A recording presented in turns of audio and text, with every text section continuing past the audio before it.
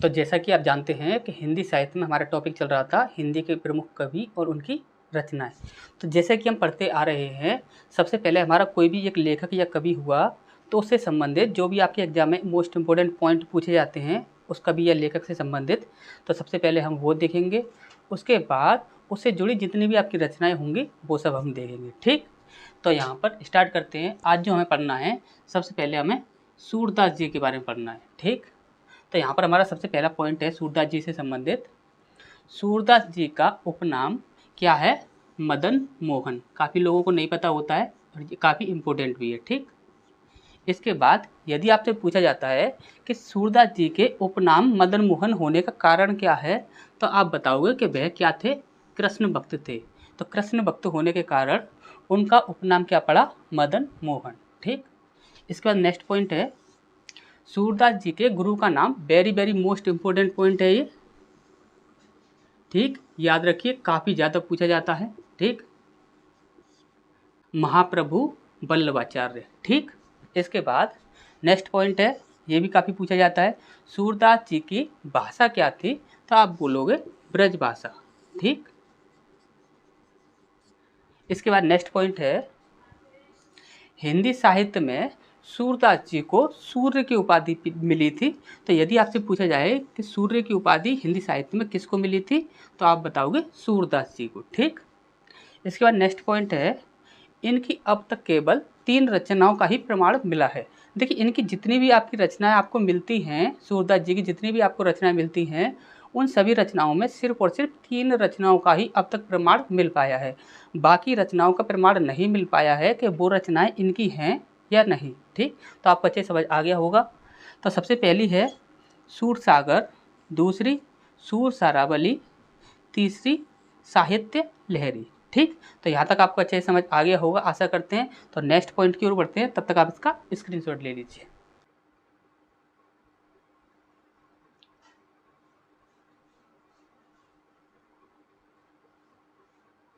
इसके बाद next point है हमारा इनके 16 ग्रंथों का उल्लेख नागरी प्रचारणी सभा द्वारा प्रकाशित हस्तलिखित पुस्तकों में मिलता है, यानी कि हाथों से लिखी हुई पुस्तकों में मिलता है। और ये आपसे डायरेक्ट पूछा जाता है कि कहाँ पर मिलता है? नागरी प्रचारणी सभा। ठीक, ये बात आपको याद रखनी है कि कहाँ पर मिलता है, ये प्रश्न आपसे ज़्यादा पूछा जाता है। ठीक, इसके बाद संख्या पूछी जाए तो संख्या भी आप याद रखिएगा कितने ग्रंथों का। ठीक, इसके बाद नेक्स्ट पॉइंट है श्रीमद् भागवत के अनुसार सूर सागर में, ध्यान से सुन लीजिए, सूर सागर में 1.25 लाख पद थे, किंतु वर्तमान संस्करणों में लगभग 7,000 ही उपलब्ध हैं। ये प्रश्न काफ़ी प्रकार से पूछा जाता है और इसमें लोग काफ़ी फंसते भी हैं। जैसे कि आपसे पूछा जाता है कि कितने थे, तो वो पास्ट की बात की जा रही है, तो वहाँ पर आपको आंसर पुट करना है 1.25 लाख। लेकिन वर्तमान समय के बारे में जब कभी भी आपसे पूछा जाता है तो आपको हमेशा ही पुट करना है 7,000। ठीक, लगभग 7,000। ठीक, इसके बाद नेक्स्ट पॉइंट है सूर सागर के 2 प्रसंग, पहला कृष्ण की बाल लीला और दूसरा है आपका भ्रमर गीत सार। ठीक, ये दोनों अत्यंत महत्वपूर्ण हैं। ठीक, इसका नेक्स्ट पॉइंट है संपूर्ण सूर सागर एक गीत काव्य है। तो ये पूछा जाता है ये क्या है, तो आप बताओगे ये गीत काव्य है। ठीक, इसके बाद नेक्स्ट पॉइंट है सूर सारावली में 1107 छंद हैं, इसे सूर सागर की सार भाग कहा जाता है। ठीक, यह संपूर्ण ग्रंथ एक बृहद होली गीत है। देखिए, याद रखिएगा, ये यहाँ पर ये पॉइंट आपका काफ़ी पूछा गया है।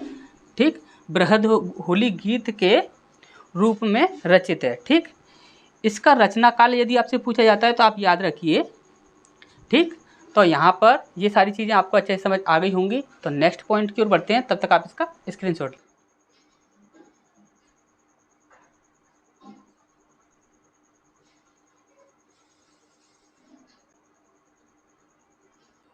तो इसके बाद नेक्स्ट पॉइंट है हमारा साहित्य लहरी 118 पदों की एक लघु रचना है। इसके अंतिम पद में सूरदास का वंश वृक्ष है? ये प्रश्न काफ़ी पूछा गया है, याद रखिएगा। ठीक, इसके अनुसार इनका नाम सूरजदास है। ये point very very most important है, ये बात आप याद रखिएगा। ठीक, सूरजदास इनका नाम है। ठीक, और वे चंद्रबरदाई के वंशज सिद्ध होते हैं, यानी कि उनके अनुसार ये कहा जाता है कि वह जो हैं सूरदास जी जो हैं वो चंद्रबरदाई के वंशज हैं। ठीक, और किसके अनुसार? साहित्य लहरी में जो वंश वृक्ष दिया गया है उसके अनुसार। ठीक, इसके बाद हमारा नेक्स्ट पॉइंट है सूरदास जी के जन्म से अंधा होना। जन्म से अंधा होने पर अभी तक मतभेद चल रहा है, यानी कि देखिए जितने भी आपके विद्वान हैं उन विद्वानों का कहना ये है कि यदि सूरदास जी जन्म से अंधे थे तो वो इतना सब कुछ नहीं कर पाते। सूरदास जी ऐसा हो सकता है कि सूरदास जी बचपन से ठीक हों, लेकिन बाद में वो किसी कारणवश किसी न किसी घटना के द्वारा अंधे हो गए हों, लेकिन ये वो लोग नहीं मानते कि यह जन्म से अंधे थे। ठीक, तो यहाँ पर इनकी रचनाओं के बारे में बात करते हैं। तो इनकी रचनाएं हैं सूरसागर, सूरसारावली, साहित्य लहरी। ठीक, इसके बाद नल दमयंती, ब्याहलो, सूरसागर, गोवर्धन लीला, काफ़ी इंपॉर्टेंट है। ठीक, याद रखिएगा, गोवर्धन लीला। ठीक, प्राण प्यारी, दशमस्कंद टीका। ठीक, इसके बाद भागवत सूर 25। ठीक, इसके बाद है नाग लीला। ठीक, इसका नेक्स्ट पॉइंट की ओर बढ़ते हैं, तब तक आप इसका स्क्रीनशॉट ले लीजिए।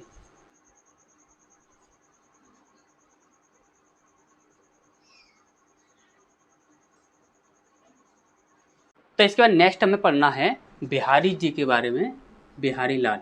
ठीक, इनका सबसे पहला पॉइंट है बिहारी लाल के गुरु का नाम स्वामी वल्लभाचार्य। ठीक, इम्पोर्टेंट है, याद रखिएगा। इसके बाद इनकी भाषा कौन कौन सी है? हिंदी, बुंदेलखंडी, उर्दू और फारसी।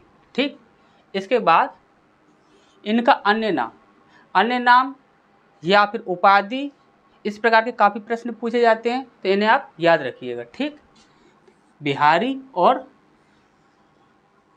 कविवर बिहारी। ठीक, इसके बाद नेक्स्ट पॉइंट है, काफ़ी इंपॉर्टेंट पॉइंट है। ये इंपॉर्टेंट क्यों है ये अभी हम आपको बताएंगे। ठीक, तो ये महाराज जयसिंह के दरबारी कवि थे। ठीक, कहा जाता है जब जयपुर राजा जयसिंह अपनी नवविवाहित पत्नी के साथ भोग विलास में इतने लुप्त हो गए कि राजकाज का पूर्णतः त्याग कर दिया, तब बिहारी जी ने उनका ध्यान राजकाज की ओर खींचने के लिए एक दोहा लिखा और उस दोहे को लिखकर उनके पास भेजा, जिसे पढ़कर उनकी आंखें खुल गईं और उन्होंने अपना जो ध्यान था वह राजकाज की ओर लगाना स्टार्ट कर दिया। तो वह दोहा कौन सा है? तो वह दोहा है नहीं परागु नहीं मधुर मधु, नहीं विकास यही काल, अली कली ही सो बंधियो, आगे कौन हवाल। ये जो दोहा है ये काफ़ी ज़्यादा प्रसिद्ध है और आपके एग्जामों के लिए काफ़ी ज़्यादा इंपॉर्टेंट है। यदि प्रीवियस ईयर के एग्जाम पेपर आपने देखे हों तो ये काफ़ी ज़्यादा पूछा जाता है। सबसे पहला कि ये दोहा किसने लिखा? तो बिहारी जी ने लिखा। ठीक, तो और इसके बारे में एक अलंकार से भी प्रश्न पूछा जाता है। यह पूछा जाता है कि इस दोहे में कौन सा अलंकार है, तो आप बताओगे अन्योक्ति अलंकार। ठीक, तो वेरी वेरी मोस्ट इम्पोर्टेंट है ये, इसे आप याद रखिएगा। ठीक, और ये जब हमने आपको अलंकार वाला टॉपिक कराया था उसमें भी आपने आपको ये वाला दोहा कराया था। हमें शायद इतना तो याद है कि हमने शायद आपको कराया ही था। ठीक, तो इसे आप याद रखिए, काफ़ी इम्पोर्टेंट है ये। तो नेक्स्ट की ओर बढ़ते हैं, तब तक आप इसका स्क्रीनशॉट ले लीजिए।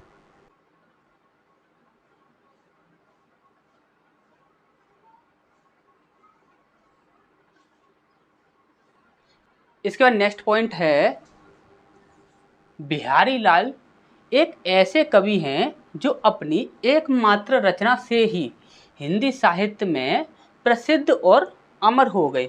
इनकी सिर्फ मात्र एक ही रचना है, सिर्फ और सिर्फ एक ही रचना। ठीक, जिस रचना का नाम है बिहारी सतसई।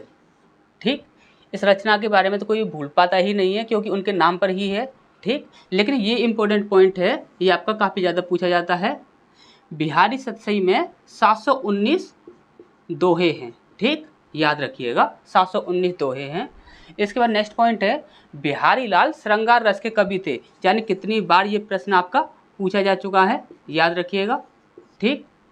इसके बाद उन्होंने छोटे छंद में बड़े बड़े प्रसंगों का समावेश किया था, इस कारण उनके विषय में कहा जाता है कि उन्होंने गागर से सागर भरने का कार्य किया है। और यानी कितनी बार ये प्रश्न पूछा गया है कि गागर से सागर बनने का काम किस कवि ने किया है, ठीक। तो हमेशा ही याद रखेंगे कौन थे वो, बिहारी लाल जी, ठीक। तो नेक्स्ट की ओर बढ़ते हैं, तब तक आप इसका स्क्रीनशॉट ले लीजिए।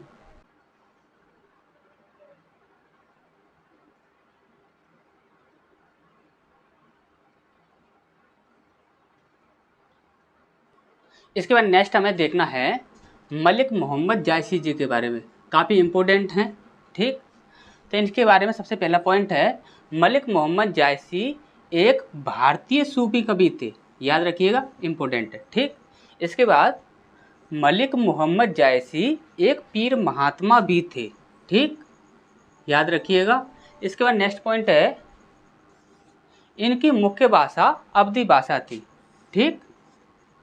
इसके बाद इनकी प्रमुख रचनाओं की बात कर रहे हैं, इसके बाद और जो रचना है उसके बारे में हम बाद में बात करेंगे, ठीक।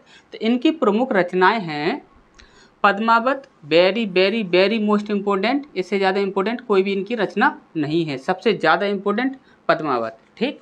इसके बाद आखिरी कलाम, चित्रलेखा और अखरावट, ठीक।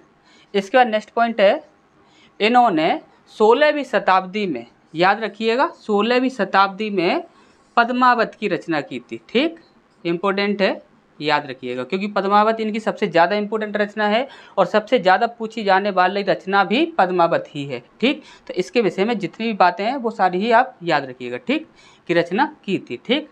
इसके बाद नेक्स्ट पॉइंट है, इनके गुरु का नाम शेख बुरहान और सैयद उशरफ, ठीक, सैयद उशरफ था, जिनका उल्लेख स्वयं मलिक मोहम्मद जायसी जी ने स्वयं ही किया है, ठीक। इनके दो गुरु थे और इनका उल्लेख किसने किया है, स्वयं मलिक मोहम्मद जायसी जी ने इनका उल्लेख किया है, ठीक। तो नेक्स्ट पॉइंट की ओर बढ़ते हैं, तब तक आप इसका स्क्रीनशॉट ले लीजिए।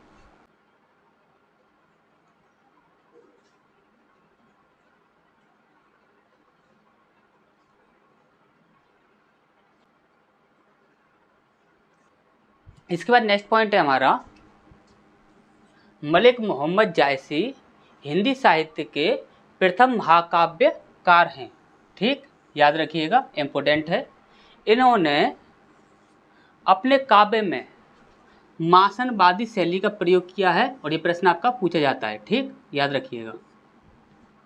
इसके बाद इनकी रचनाएं हैं पद्मावत, अखरावट, सखरावट, चंपावत, इतरावत, मटकावत, चित्रावत, सुरबा नामा, मोराई नामा, मुखहरा नामा, मुखरा नामा, पेस्ती नामा, होली नामा, आखिरी कलाम, धनावत, सोरठा, जपजी, मैनावत, मेखरावट नामा, कहर नामा, इम्पोर्टेंट है, याद रखिएगा, ठीक, वहाँ पर नहीं बताई थी, यहाँ पर याद रखिएगा, ठीक।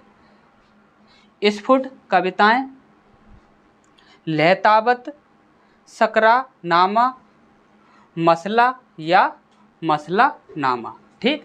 तो यहाँ तक आपको अच्छे से समझ आ गया होगा, ये हम आशा करते हैं। यदि किसी प्रकार की यदि कोई भी कन्फ्यूजन या कोई भी डाउट हो तो आप कमेंट बॉक्स में कमेंट कीजिए, जो भी आपका कन्फ्यूजन या डाउट होगा वो हम दूर करेंगे। तो मिलते हैं फिर नेक्स्ट क्लास में।